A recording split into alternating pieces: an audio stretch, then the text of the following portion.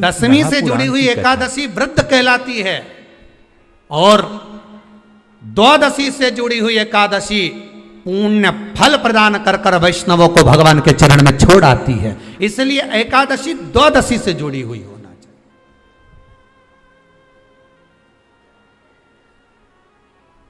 अब कई लोग क्या करते हैं, जो दशमी से जुड़ी हुई एकादशी रहती है ना, उसको करते, पर वैष्णवों की जो एकादशी मान्य है, वैष्णव धर्म की जो एकादशी होती है वो द्वादशी से जुड़ी हुई होती है, वह 12 से जुड़ी हुई होती है, द्वादशी से जुड़ी होना चाहिए महाराज। तो वो वैष्णव जो एकादशी होती है, वैष्णवों की एकादशी होती है, वो द्वादशी से जुड़ी हुई पूर्णता का सुख देने वाली होती है।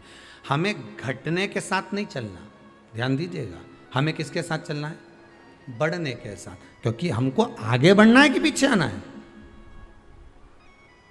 वैष्णव आगे बढ़ता है, वैष्णव का धर्म है कि अग्रण्य भाव में चले, इसलिए वैष्णवों की जो एकादशी होती है वो आगे की ओर जाती है, अग्रण्य भाव में बढ़ने वाली, द्वादशी की ओर प्रवेश करने वाली, अर्थात हमारे कदम उन्नति की ओर बढ़े, हमारे कदम आगे वैभव की ओर बढ़े, संपदा की ओर बढ़े और भगवान के चरणारविंद की ओर बढ़े, ना कि पीछे की ओर हटे। हम दशमी के साथ मिली हुई एकादशी ना करें, हम द्वादशी के साथ मिली हुई एकादशी।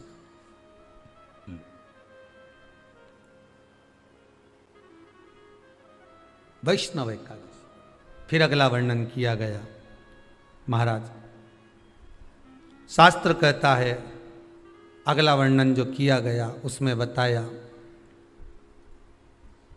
प्रयास करें जिस दिन एकादशी हो उस दिन घर में बुआरी झाड़ू आदि जो लगती है वो दूसरा लगा लें। क्यों? उसका वर्णन है, अगर आप बुआरी लगाएंगे, झाड़ू लगाएंगे, पोछा लगाएंगे तो हो सकता है कोई जीव आपके हाथ के द्वारा मर जाए। अब एक बार ये कथा हमने काशी में कह दी थी, तो एक अम्मा खड़ी हो गई और उन्होंने कहा, महाराज जी हम तो दोनों ही हैं और मेरी रे एकादशी, तो मैं पोछा किससे लगूं? अब मैंने कहा अम्मा तू तो रहने दे, तू ही लगा ले। अब हम कह दें कि अब एक तो बोल रहे कि हम घर में दो और आप कह रहे हो कि जिसका व्रत रहे वो पोछा ना, तो मत लगाओ, छोड़ दो, एक दिन कोई जरूरी है, झाड़ू लगा लिया सब पोछा। तो प्रयास करो कि कोई जीव ना मरे, प्रयास करो। बहुत ध्यान से आज की कथा सुनना कि एकादशी का आपसे आपके बच्चे पूछेंगे, मम्मी हम भगवान विष्णु का दर्शन करते हैं, हम राम जी का दर्शन करते हैं, हम कृष्ण भगवान का दर्शन करते हैं, हम भवानी माता का दर्शन करते हैं, हम शंकर जी का दर्शन करते हैं, हम सारे देवी देवताओं का दर्शन करते हैं, पर ये एकादशी माता तो कभी नजर ही नहीं आती। पूछेंगे कि नहीं पूछेंगे कि तुम जिस एकादशी का व्रत करते हो इनका जन्म कहां से हुआ, कहां जन्मी थी? एकादशी की जन्मस्थली कहां है? भाई भगवान कृष्ण की जन्मस्थली तो मथुरा है, श्री राम जी महाराज की जन्मस्थली बोल दो जम के अयोध्या है।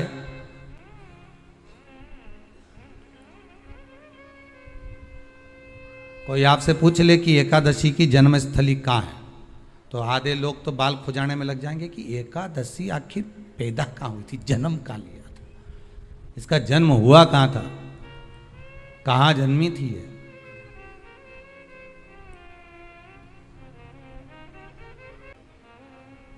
और अगर मान लो जन्मस्थल एकादशी का है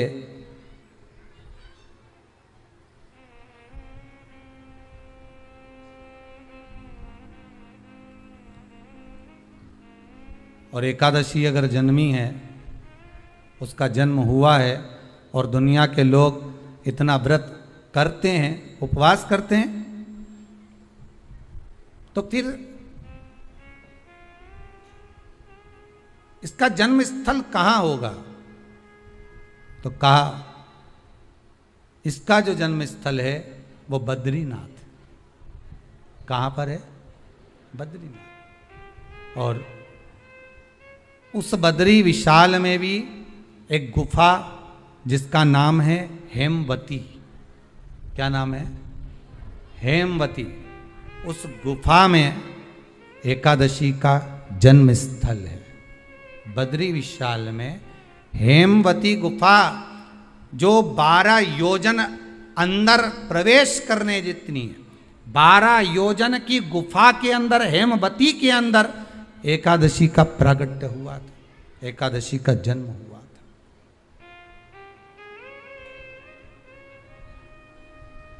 अब तो बता सकते हो ना कि कोई पूछे कि राम जी का जन्म अयोध्या में हुआ, भगवान कृष्ण का जन्म मथुरा में हुआ, और कोई पूछ ले आपका जन्म कहाँ हुआ था, अपन कह सकते ना सीहोर में हुआ हमारा। और आपसे कोई पूछे कहाँ हुए तो कहीं इंदौर में हुए, कि देवास में हुए, कि भोपाल में हुए, कि मुंबई में हुए, कि पूना में हुए, आपका तो बता दोगे। पर बच्चे आपसे पूछ ले मम्मी तू इतनी एकादशी का व्रत करती है, एकादशी का तू व्रत करती है, और सबको करा देती है कि वल्लभ कुल की एकादशी करो, भले बकरी जैसे चरो पर एकादशी करो, और सबको एकादशी कराया। तो कोई पूछ ले कि एकादशी का जन्म कहाँ हुआ था, तो आप कह सकते हो कि बद्री विशाल में, हेमावती में, बद्री विशाल के हेमवती गुफा के अंदर जो 12 योजन की गुफा है, उस गुफा में एकादशी का जन्म हुआ।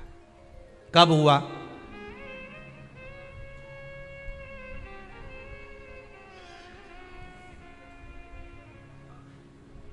जन्म होने का कारण, राम जी के जन्म होने का कारण था रावण का संहार।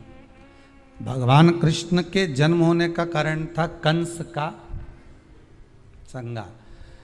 नरसिंह भगवान के जन्म होने का कारण, प्रकट होने का कारण था हिरण्यकशिपु का संहार। वराह भगवान के प्रकट होने का कारण था कि पृथ्वी को जल पर लाकर ठहराना, हिरण्याक्ष का संहार।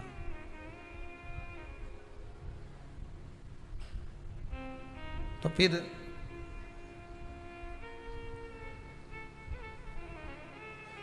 इसके जन्म का कारण क्या है?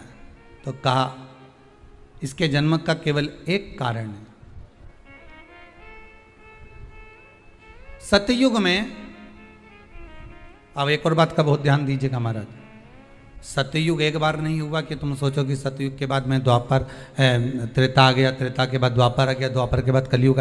एक सतयुग नहीं है, एक त्रेता नहीं है, एक द्वापर नहीं है, ना जाने कितने कितने सतयुग निकल गए, ना जाने कितने कितने द्वापर, त्रेता, कलयुग, ना जाने कितने निकल गए।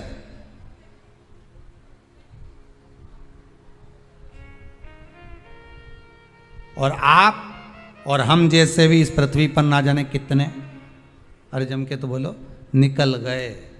पृथ्वी वहीं की वहीं है, जिस मकान में रहते हो वो मकान भी वहीं की वहीं है, बस कभी कभी एकदम प्लाट हो जाता है, फिर उस पर वापस बन जाता है, फिर क्लीन, फिर बन गया, फिर क्लीन, फिर बन गया।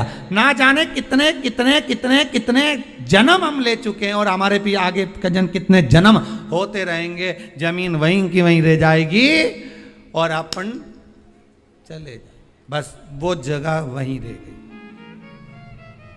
जो पहले परदादाजी की थी, दादाजी को मिल गई, दादाजी की थी, पिताजी को मिल गई, पिताजी की थी, उनके बेटे को मिल गई, उनके बेटे से उनको बेटों को मिल गई। मिलते मिलते मिलते मिलते कब वो जमीन भी बिक गई समय की अवस्था में, फिर दूसरे की हो गई, और हम सोच कर रह गए कि ये हमारा है, हम इसके लिए लड़ाई करें, झगड़ा करें, हम केवल इस जमीन के लिए, जरा सी प्रॉपर्टी के लिए अदालत में खड़े, अपना समय बर्बाद कर दिया, और जो पाना था वो छोड़ दिया।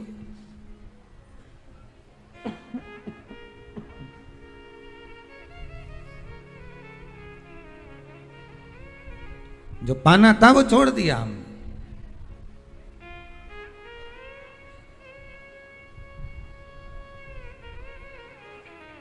असली रजिस्ट्री तो ये शिव महापुराण की कथा है, जिसमें बैठकर आप 3 घंटा भगवान की भक्ति को जो धारण कर रहे हो, 3 घंटा जो भगवान की कथा को आप श्रवण कर रहे हो, 3 घंटा जो भगवान की भक्ति में आप डूबे हुए हो, 3 घंटा जो भगवत स्मरण में आप लगे हुए हो, बस यही असली रजिस्ट्री है, यही वहाँ काम आने वाली है। इसके सिवाय कुछ काम नहीं आएगा। धन दौलत माल खजाना सब पड़ा की पड़ा रह जाना,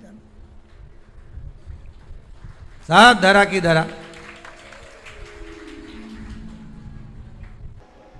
एक बहुत सुंदर संवाद हमारे शास्त्रों में मिलता है कि एक ग्वाले की गाय गर्मी के दिनों में चारा नहीं खा रही, क्योंकि उस गाय का नियम था कि वो हरा चारा ही खाती थी। अब गर्मी में कहाँ से हरा चारा मिलेगा? गर्मी में तो केवल सूखा भूसा मिल जाता है। अब वो ग्वाला भूसा गाय को देता है, पर गाय खाती नहीं। गाय दुबली हो गई एकदम, और गाय का जो मालिक था वो बड़ा दुखी हो गया कि मेरी गाय भूखी रहती है, कुछ खाती नहीं है, भूसा खाती नहीं है, सूखा चारा खाती नहीं है, इसको तो हरी घास चाहिए, हरी दूबा चाहिए। अब गर्मी में, बैसाख के महीने में इतनी गर्मी में कहाँ से हम हरी दूबा, हरी घास लाएंगे? गाय एकदम दुबली हो गई, उसकी हड्डियां दिखने लगी, मांसपेशियां नहीं।